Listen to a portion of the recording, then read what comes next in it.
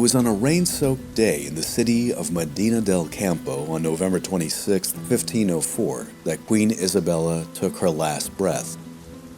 As she closed her eyes for the last time, she was surrounded by many members of her court. Throughout her kingdom, she was in the hearts and the minds of her subjects. King Ferdinand was there, along with her dear childhood friend and confidant, Beatriz de Bobadilla. The city and the nation went into a state of mourning at the news that they had lost their beloved queen. Despite her long war with Granada, Isabella had a great fondness for the style, architecture, and decor of Andalusia. Thus, eventually, she would be entombed in the Capilla Real in Granada, an impressive final resting place that was constructed using a fusion of Gothic, Renaissance, and Mudéjar styles, which Isabella was extremely fond of. The Capilla Real, by the way, was built by her grandson Charles V, who was the Holy Roman Emperor, if that gives any idea of what level her family had ascended to. The kingdom descended into a chaotic period of transition at the death of so powerful a sovereign. But within 20 years of Isabella's death, Spain would emerge as a superpower, and within 50 years, the sun would not set on the empire that she had laid the foundation for. She had taken her kingdom from the brink of destruction into a golden age, but some of her methods were brutal and embellished in religious fundamentalism. To some, she died a saint, venerated and enshrined, but to others she was the devil incarnate, loathed and detested. The Queen's health had been declining for some time. Some say that she never fully recovered from the deaths of two of her children. Her eldest daughter, Isabel, died in 1498 during childbirth, and her only son, and at the time heir, John, died in 1497 shortly after he was married into the Habsburg family. Isabella's last few months were agonizing. She had bouts of fever. At times her breathing would be erratic. Sometimes her strength would fail her altogether. And it was said that tumors could be seen protruding from her skin. But even to the very end, she was industrious. She used this time to finalize her last will and testament, where she made stipulations to secure her children's political positions and announced that her daughter, Juana, to be her next heir. She would ask of Ferdinand not to remarry, and many think this was done more to avoid succession issues rather than a sense of fondness. Finally, she even ordered that all of her possessions be sold to help the poor. Now, it needs to be mentioned that not all of these stipulations were followed. Ferdinand would undermine a lot of what Isabella had asked for in order to secure power, which led to a period of turmoil.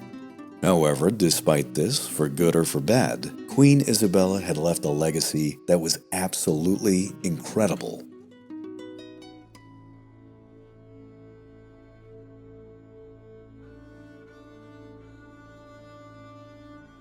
More than 12 years prior to Isabella's death, the Treaty of Granada had been signed. It ended Islamic rule in Iberia, but granted Muslims a set of rights which included religious tolerance. It also stipulated that the Jewish population of Spain had to leave or convert within 3 years.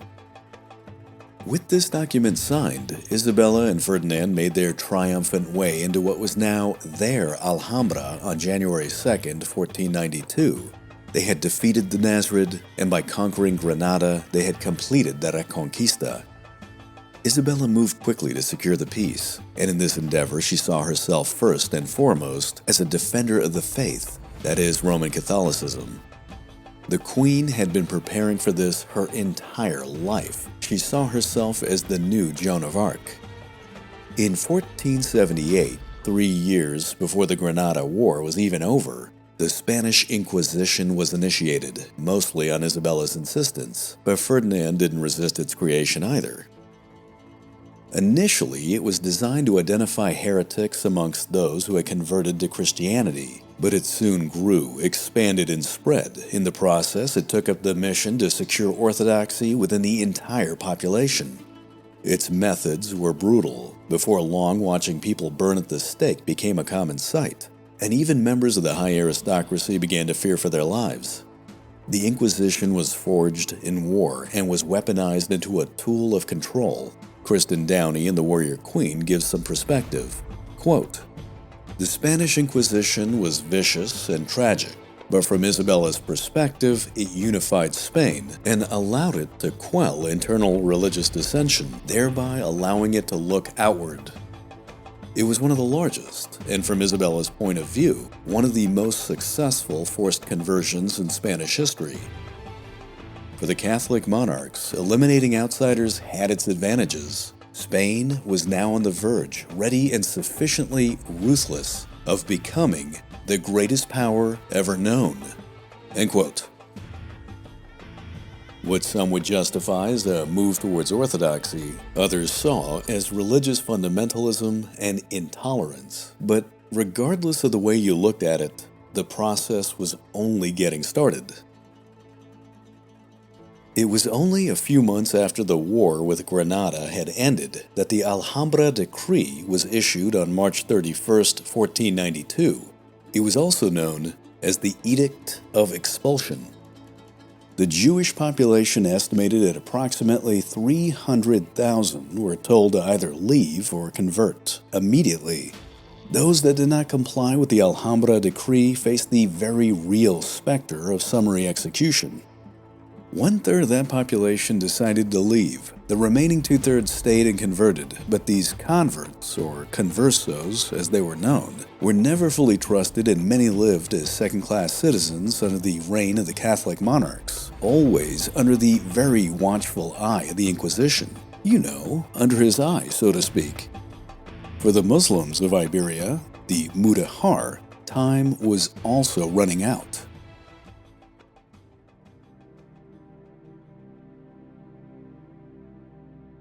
Granada was an extremely wealthy and prosperous land. It made sense to keep the Muslims in place, as many served in the position of high administration, where they kept the bureaucracy afloat and kept the tax revenue coming in. But tensions would always be high between the Muslims and the Christians of Andalusia. An entire decade of intense fighting between the two religions, after all, had created powerful intolerances.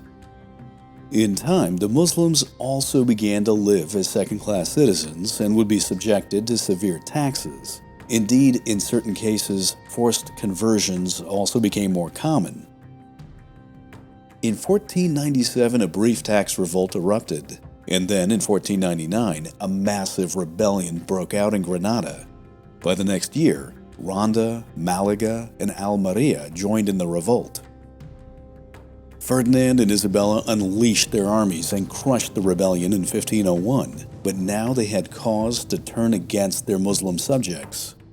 The Treaty of Granada was revoked, and the Muslims were given the same choice as the Jewish population 9 years prior: get baptized or go into exile. Once again, many left, and those that remained who took up the cross were looked upon with extreme suspicion. Their livelihoods would only get worse in time. The entrenched Christian communities, those that had been living in Iberia for centuries, began to demand preferred treatment as compared to the conversos. As such, laws and edicts known as the limpieza de sangre, literally meaning cleanliness of the blood or blood purity, were issued.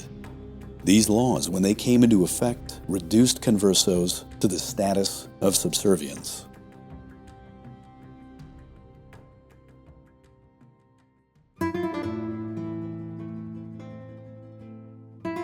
Isabella, as I've mentioned, was to some a saint. She arose from obscurity to become a queen. On one end, she raised her country and economy from a state of destitution to the level of being a powerhouse. The government was reformed, the army and the navy were revitalized. She fought and won a war against Portugal, and with her husband Ferdinand, she ended the Reconquista. She made smart alliances with the major countries of Europe and had some serious connections in the Vatican. She set a precedence for educating her children, including the women, which would become a much more mainstream thing throughout Europe. But on the other end, to some, Isabella was a demon. Her logistical insight kept the war in Granada going for nearly 10 long, brutal years. Her soldiers, in time, became fanatical in what they saw was a holy war. She was a religious zealot that forced orthodoxy and established the Inquisition. It was her signature that was on the edicts and laws that sent hundreds of thousands of people into exile. Isabella had created a formidable country, but she'd also created a military machine backed up by a powerful economy and infused it with a fierce, religiously fanatical resolve. Now, just as fate would have it, this religious and military machine was now poised to be unleashed upon a world stage. Going back to that fateful year of 1492, shortly after Isabella and Ferdinand had accepted the symbolic key to the city of Granada from the Sultan Boabdil and had entered the Alhambra in glorious victory, a Genoese explorer approached the palace with an idea to find India by sailing west instead of east. After much debate, Isabella decided to fund this man's expedition and gave him 3 ships. His expedition would bring in untold riches, while at the same time it unleashed immense suffering. It would have a profound effect on history as it brought Spain's newfound military and religious might to a new world. This man's name was Christopher Columbus, and whether he truly earned it or not, it was with him that the next chapter in history was about to begin.